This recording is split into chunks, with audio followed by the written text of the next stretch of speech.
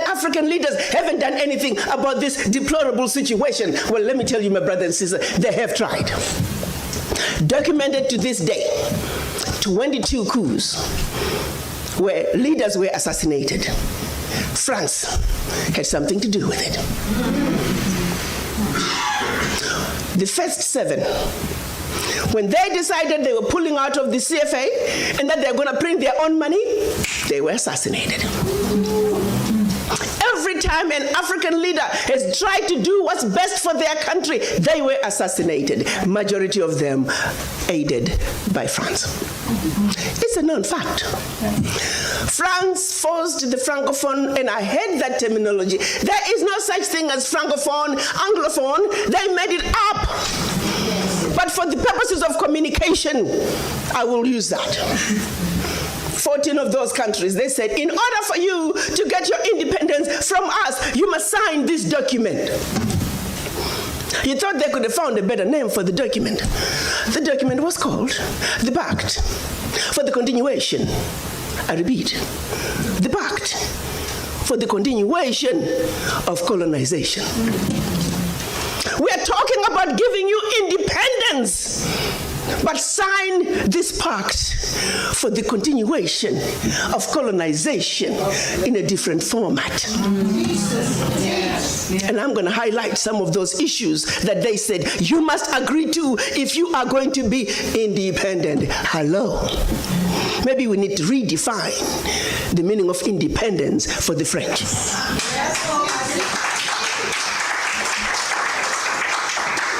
First, France said, you see, you monkeys, you don't know how to manage your money. We're going to demand that you deposit 85% of your bank reserves with the French Minister of Finance.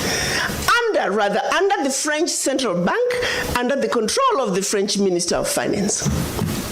France is then going to take your 85% bank deposits from each and every one of you. Deposit those funds in the French stock market under the French name. And you may or may not know the returns. Today, as we speak, the latest figures are saying for every 14 billion that France invests in the stock market from Africa, they are realizing upwards of 300 billion in return. Every year, year in, year out, because of these deposits from the African countries, France is taking out of Africa over $500 billion. Now figure it out. For every 14 billion, the returns on the investment are over 300 billion, and they are taking over 500 billion. So in actuality, France is taking out of Africa trillions of dollars year in and year out. From us poor people, Africans. Back to the pact.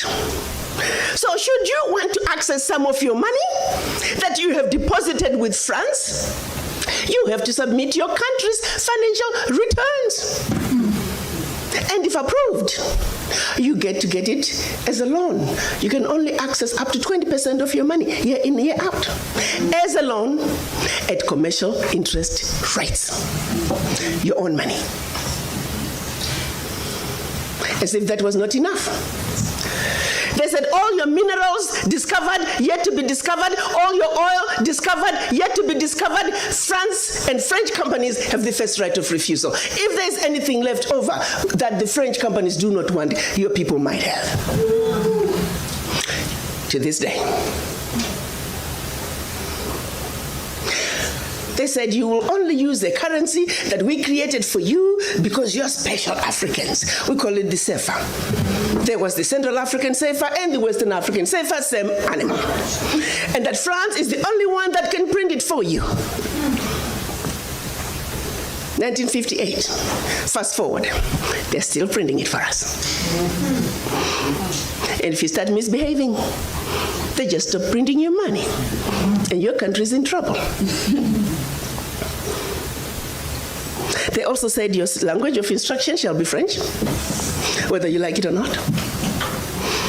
That France will have military presence in your country, that your military can only be trained by France, that you can only buy military equipment from France, that you cannot have any military alliance with your neighbor, and that in the event of war, your allegiance is only to France.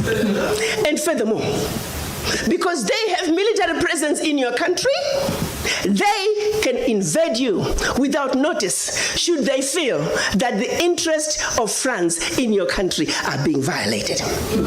Teach, sister, teach. Speak on, sister. Fast forward, 2019, nothing has changed. The same people who have the audacity to tell us that we are poor countries, they are taking trillions out of Africa every year. Why isn't Africa moving forward? Why does Africa continue to be taken advantage of? Well, I'll tell you why, very simply. One day the chicken will come home to roost, and when the chicken come home to roost, it means hell has broken loose. Why?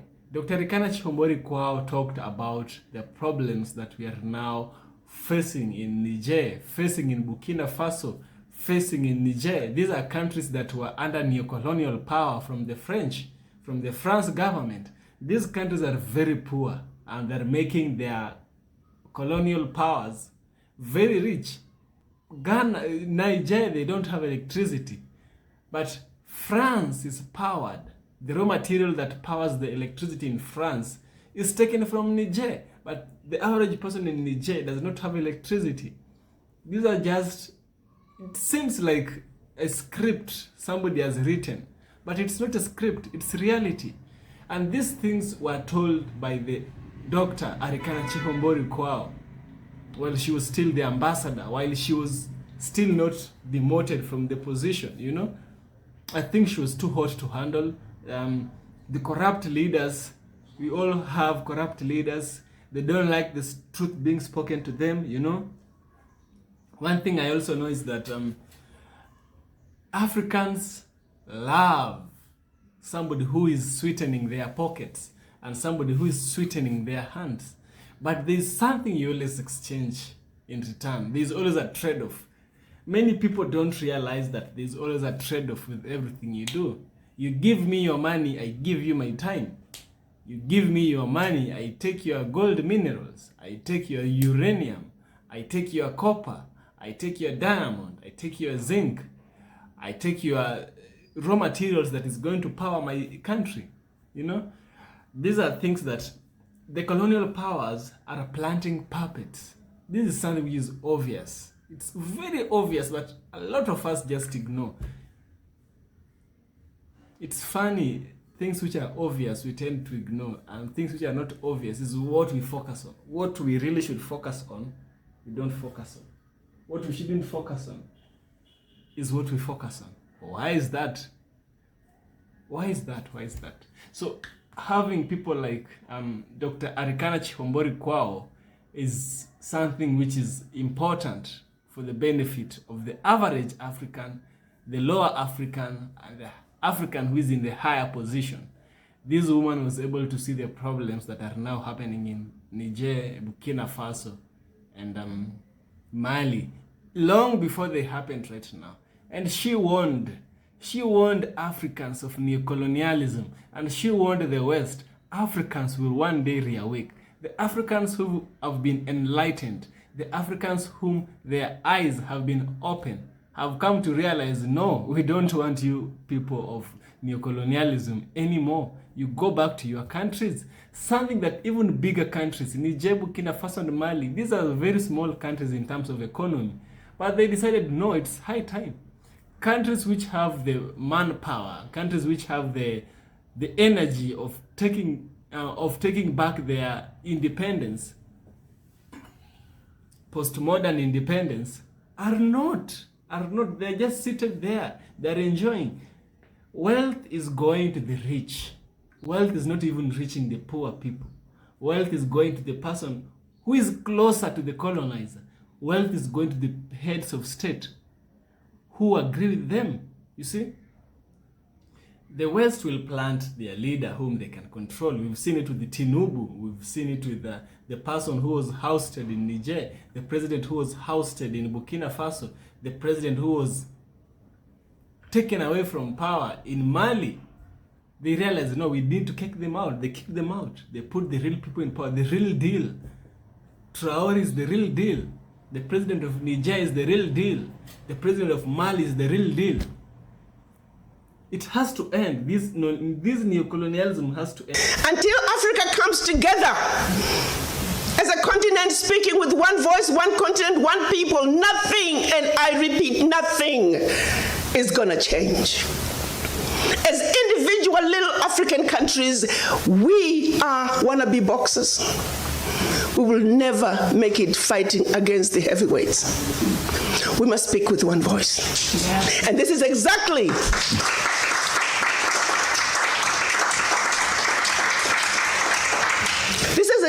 what our Pan-African leaders wanted to see happen in 1963 when they came together in Addis Ababa, Ethiopia. They clearly stated that Africa for the Africans at home and abroad, and that African Union was now. They said Africa must speak with one voice. It is the only way for Africa to take its rightful place on the world stage. Sadly, when they went to Addis Ababa in 1963, they were divided. We had two factions, the Casablanca group and the Monrovia group. The Casablanca group were saying Africa for the Africans at home and abroad, and African Union now. This was Ghana, Guinea, Mali, Egypt, Morocco, Algeria, and Tunisia. Only 7. The other 25 of the 32 who attended were the Monrovia group. They were the nationalists. They said, let's go slow. Let's kind of wait on this Pan-African thing. 55 years later, 56 this year, we're still going slow. As if it wasn't bad enough that we were divided up into the tiny little countries that we are today. The gift that Berlin Conference gave us. One other thing that France did between 1958 and 1961 in the name of giving us our independence as African countries. Is it that African leaders haven't done anything about this deplorable situation? Well, let me tell you, my brother and sister, they have tried. Documented to this day, 22 coups where leaders were assassinated. France had something to do with it. The first 7, when they decided they were pulling out of the CFA and that they're going to print their own money, they were assassinated. Every time an African leader has tried to do what's best for their country, they were assassinated. Majority of them aided by France. It's a known fact. And then others, they were just mercenaries who felt that when there was a natural resource discovered in one country, they wanted to create a coup. So while the country is thrown into a civil war, they're siphoning the natural resource. We know of one particular story that had we not known about it, it would have been, oh, there we go again, the Africans. In about 25 years ago, a group of young, rich white kids were having fun in Cape Town. They found out that there was oil in Equatorial Guinea that had just been discovered, and they wanted it. So they set out a plan to have a coup in Equatorial Guinea. So while the Guineans are busy fighting a civil war, they will be siphoning the oil. But they made one mistake. There were 2 planes. One was to leave South Africa, stop in Zimbabwe, pick up more ammunition on their way to hunt in Equatorial Guinea. Another plane was taking off in the Caribbean that had this puppet diaspora who was supposed to be the next president. Mugabe wondered why such young people needed such powerful ammunition to go hunt in Equatorial Guinea. In doing his research further, he found out that this was a coup in the making. He allowed them to land in Zimbabwe. They loaded their plane, and just before takeoff, they were all arrested. The ringleader of that group was none other than the son of the former Prime Minister of the United Kingdom, Margaret Thatcher. She had to fly to Zimbabwe and paid handsomely to get her son out.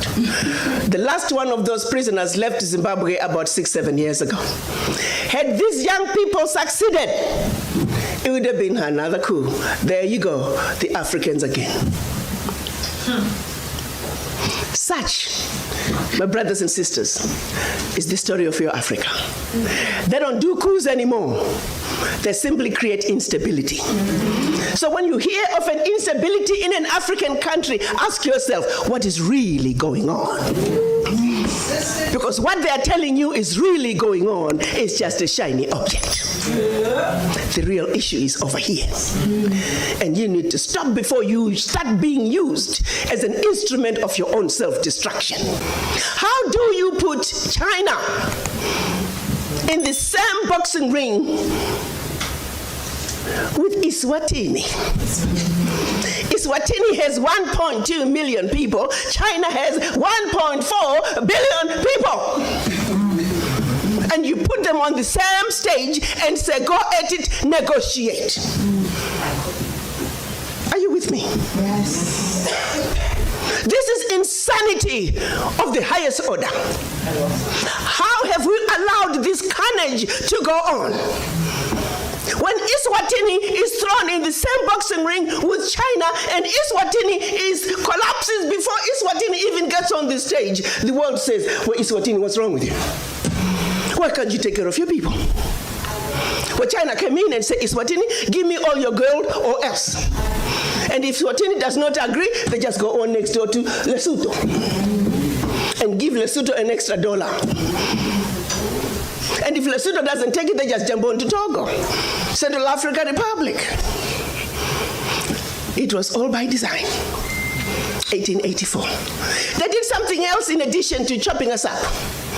They also set out to make the African believe that everything African was bad and undesirable, and everything Western, particularly French and British, was more desirable.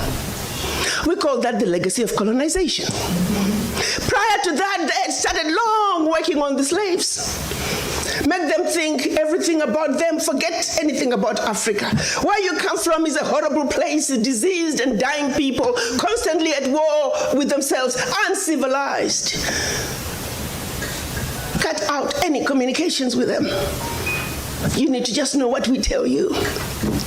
And we call that the legacy of slavery. So that's where you look at where we are today. 135 years later, a system that was put in place to see to it that Africa and her children are forever defeated, that Africa is forever exploited, remains in place today, alive and well. And we sit here and we ask ourselves, had these young people succeeded, it would have been another coup. There you go, the Africans again.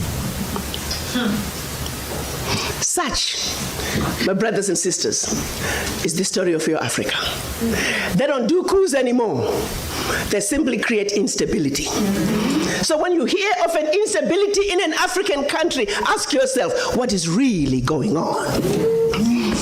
Because what they are telling you is really going on is just a shiny object. The real issue is over here. And you need to stop before you start being used as an instrument of your own self-destruction. So Africa, we once had Dr. Arikana Chihombori-Quao as the ambassador of the African Union to the United States before she was demoted, before she was taken away from her position by some African leaders who were told to remove her from her position. This is just my speculation. I don't have evidence of that. However, I want you to notice this. If somebody has been robbing from somebody who is asleep, and someone else is trying to awake these people who are asleep, how do you think the person who robs this person feels about the person who is trying to wake this person who is asleep? That is the case that is happening in Africa. the looters, the colonizer, and the person who is awakening these people are African leaders, African spokespersons, African intellectuals, African scholars like Dr. Arikana Chihombori-Quao. Yes, the real deal. Traore is the real deal. The president of Niger is the real deal. The president of Mali is the real deal. It has to end. This neocolonialism has to end. This news has to reach many people. This news has to reach many people. Dr. Arikana Chihombori-Quao, we should be grateful that we have her in our lifetime. We should be so grateful we have her in our lifetime. So that you, an African, is reawakened, is made aware. Yeah. Just be aware of the things around you. Know that your value, you an African, you are very valuable. Know your value. Don't be made feel less of yourself. Yeah. I think I'm gonna end it here. I don't want to make the video long. I'll see you in the next video.